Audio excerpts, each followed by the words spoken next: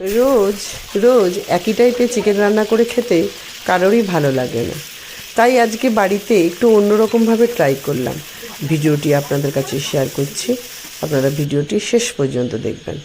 প্রথমেই কড়াই একটু তেল দিয়ে আগে থেকে ধুয়ে রাখা চিকেন ফ্রাই করে নিতে হবে।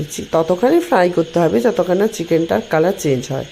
তারপর পেঁয়াজ কুচি, কাঁচা লঙ্কা কুচি দিয়ে চিকেনটাকে ভালোভাবে ভেজে নিতে হবে। ভাজা হয়ে এলে ওপর থেকে 1 চামচ আদা বাটা, 1 চামচ রসুন বাটা দিয়ে ভালোভাবে চিকেনটাকে কষিয়ে নিতে হবে। চিকেন থেকে যখন তেল বেরিয়ে জল শুকিয়ে আসবে, ওপর থেকে পরিমাণ মতো হলুদ গুঁড়ো, লঙ্কার গুঁড়ো দিয়ে নিতে হবে।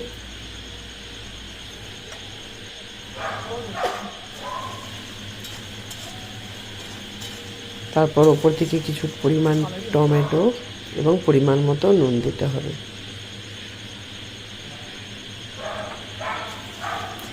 গতানুগতিক অন্যান্য রান্নার থেকে এই রান্নার স্বাদও আলাদা এবং গন্ধটা সম্পূর্ণ আলাদা। ওপর থেকে কিছুটা পরিমাণ ক্যাপসিকাম কুচি দিয়ে ভালোভাবে নেড়ে নিতে হবে।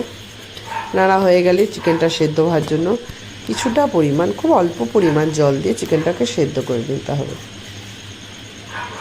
চিকেনটা সেদ্ধ হয়ে গেলে ওপর থেকে কিছুটা পরিমাণে টক দই ভালোভাবে ফেটিয়ে ওপর থেকে দিয়ে নিতে হবে।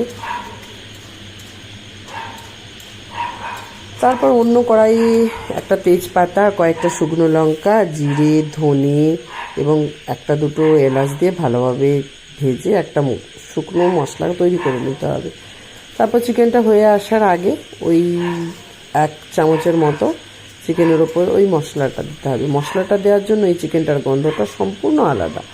এরপর ওপর থেকে পেঁয়াজ এবং টমেটো কুচি হালকা নেড়ে ওপর থেকে দিয়ে নিলেই চিকেনটা রেডি।